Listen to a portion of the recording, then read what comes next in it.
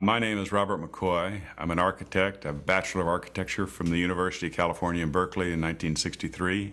Been licensed in California since about 1964. From about 1965 until about 1985, most of my experience has been in high-rise, multi-story steel buildings. The first major high-rise building that I was involved with was the headquarters for Pacific Gas and Electric Company in San Francisco. It's a 34-story building, about 1,250,000 square feet in the high-rise portion, about the same time that the World Trade Center was designed and built in New York. In fact, we corresponded with the Yamasaki's office at the time to discuss certain aspects of their building and ours. Both buildings were designed, for instance, to resist the impact of an airplane flying into them. While with that firm in San Francisco, Hertzka Knowles, I also participated in the design of 575 Market Street, a building for Standard Oil, one of their headquarters buildings. It was 44 stories. 100 Pine Street, which is 34 stories. And following PG&E, I finished up the final design, redesign, and construction of the St. Mary's Hospital and Medical Center in San Francisco. Following that stint, I was in private practice for a period when William Pereira acquired my firm to give him a presence in San Francisco. He had a couple of high-rise buildings to do, one of which was One Sansom, which was initially designed as a 54-story building, subsequently reduced to about 44 stories when Citicorp came into the project. As those buildings were getting underway, I was needed in Los Angeles and relocated to Southern California, where I was the project director and chief operating officer for the joint venture for the design and construction of the Tom Bradley International Terminal at Los Angeles International Airport. That building is about 1 million square feet. It depends upon where you measure it, but it's a good, solid 5-story steel frame building. A given footprint on the departure level, for instance, is in excess of 3 football fields side by side. It's a pretty good size open-air steel frame building. Those buildings in New York have a very strong exterior skin. The columns are 3'4" on center, and they're about 14 inches wide. There's about a 42-inch spandrel at each floor of steel. So the net opening where the window is, by the time you discount the fireproofing and the rest of it, is 40 or 50% of the exterior skin. When those planes hit those buildings, they were shredded the moment they started into the building. Most of the fuel, most of the plane was torn apart as it went through the outside skin. I've seen photographs since that show that the columns and some of the beams were severed in the North Tower, which was, I guess, not surprising considering the force of the impact, the weight of the plane, and the speed. But the diagrams that I've seen shown that those planes were that everyone else has concluded the same thing I had. The planes were shredded. The fireball was on the outside. The impact, shredding the plane, will create enough heat to explode that fuel. And that fuel moving at 550 miles an hour as it goes through, as whatever's left going through the building or on the outside is seeking oxygen to explode and burn. It was gone in moments after it hit the building. So in rethinking it, I discovered that there were others who had similar thoughts. And that's when I came across Architects and Engineers for 9/11 Truth. Let's talk a little bit about the impact on the two towers. On the North Tower, the plane looks to me like it took out about 60 columns or so I read somewhere about 60% of the columns and some of the beams. But the building didn't deform and collapse. The nature of the steel frame for that exterior skin, supporting the exterior wall of those buildings, is a truss. It's a solid truss. You've got columns at 3'4" on center, and you've got 42-inch deep or 48-inch deep spandrels, beams at 12 foot on center, and they're all welded together. They're put together in a group and erected in the building in tiers, 3 floors high, several bays wide. The buildings were solid. They lost columns, they lost beams, but the building didn't collapse. On the south tower, the building hit pretty well towards a corner and took out the columns along one wall, and it began to cave in, and the building, as we saw in the videos, the top leaned over and began to twist, and then before it started down. Now we have the mass of that building from up above coming down in strong, it's going to begin to impact the whole building as it comes, as everyone has described. But it's going to come down in a pancake fashion, in a staccato kind of a way. Bang, bang, bang, bang, bang as it comes. It's not going to come as a smooth fall. You're going to see puffs of pulverizing concrete. Each time a series of floors hits another floor. I didn't see that. I saw billowing clouds of dust when I viewed the videos. Now keep in mind that the steel that's supporting this building in the middle is very strong.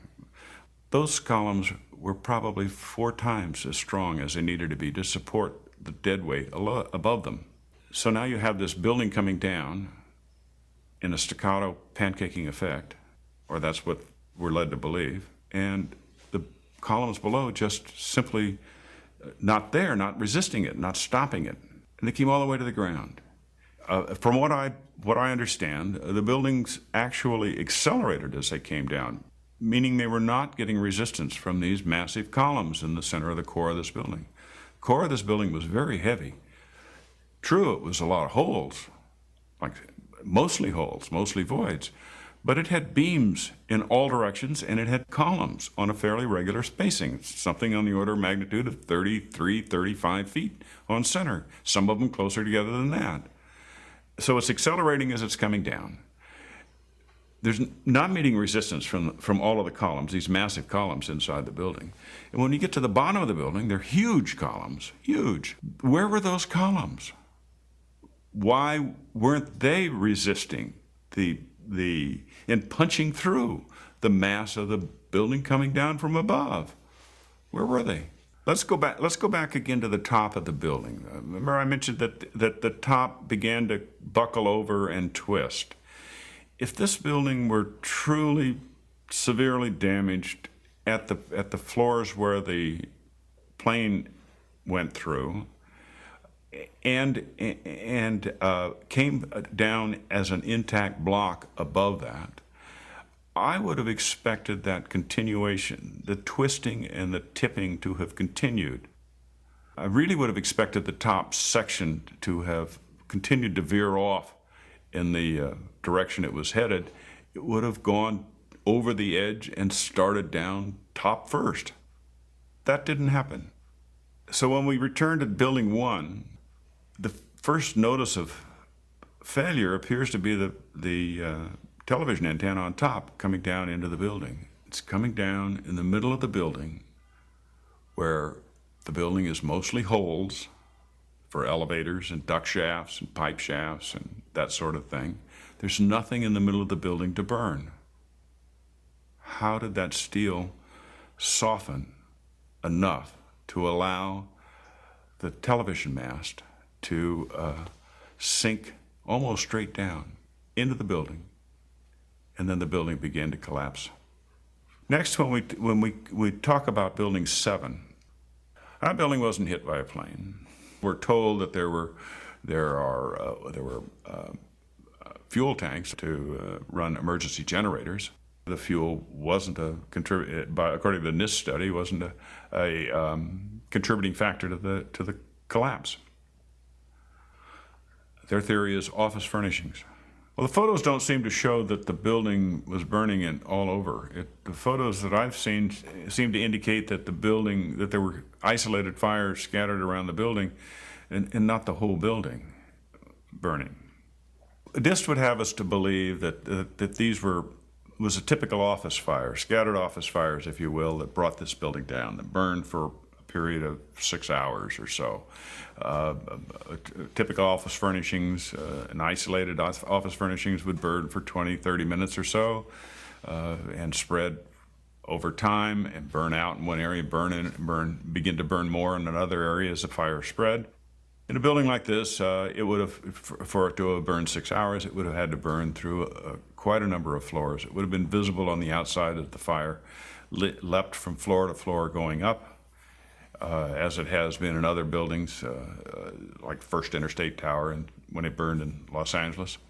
That doesn't seem to be the case with the Building 7. It appears in watching the videos that there were isolated fires on several floors, but they weren't leaping up the outside of the building. Once this building begins to break, and then it begins to fall with the speed of gravity, acceleration of gravity. If the building is accelerating as it comes down, there's no resistance until the building gets down maybe halfway and finally is beginning to encounter maybe some of its own debris lower down in the building. But it still comes to the ground in a very short order. And when it's all finished, the outside walls from the lower floors are piled one on top of the other right in the middle of the building. You know, just like a house of cards if it were coming down. I find that a little hard to believe. If this building were to have collapsed due to fire, I would have expected it to behave much more like a fire in your fireplace. If you build a fire in your fireplace and you light it, as it burns and the heat begins to build, you'll get a localized failure here and then a localized failure there, and the logs will shift a little and shift around, and over time all of the logs will become fully engulfed in flame and fire, and you'll get hot in the middle, and they'll slowly burn themselves away until ultimately you get a total collapse. But the fire is fully engulfing and involving all of the wood that's left in the fireplace. Keep this in mind. That's wood burning in a fireplace, or wood burning in a wood frame building. It's not steel, which doesn't burn, especially steel that is covered in fireproofing. There's no indication that I've seen that indicates the fireproofing was removed from Building 7. Further, since the mid-'60s, I've tried to follow high-rise fires because they're something we worry a lot about as we design these buildings. And I'm not aware of any high-rise building that have come down as a result of fires.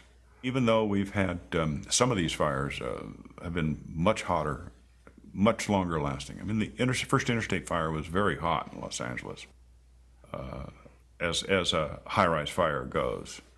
I can't remember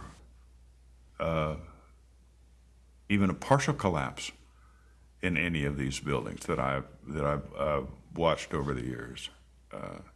High-rise buildings. I started in San Francisco doing high-rise buildings because that was a special interest of mine. I paid close attention to them for the last 40, 45 years, and I think that's probably why I'm still interested in what happened at the World Trade Center. Something about the way those buildings came down doesn't add up in my mind.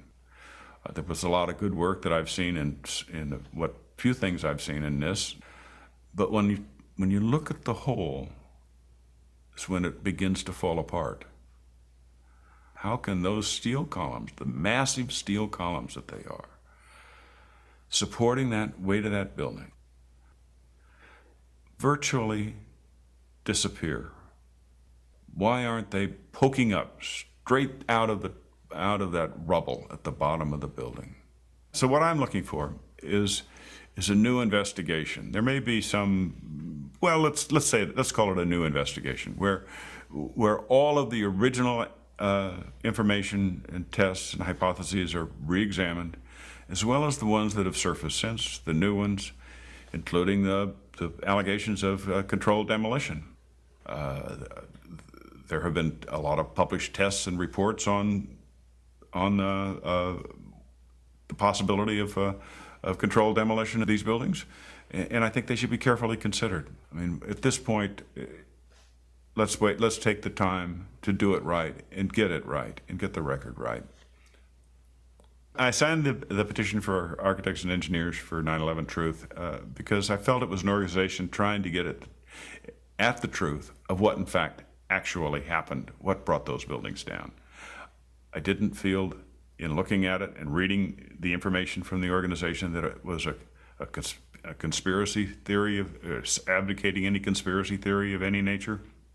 I don't want to be involved in conspiracy theories. There are lots of them. They can go on. We can speculate on that forever. What we really need to know is how those buildings came down.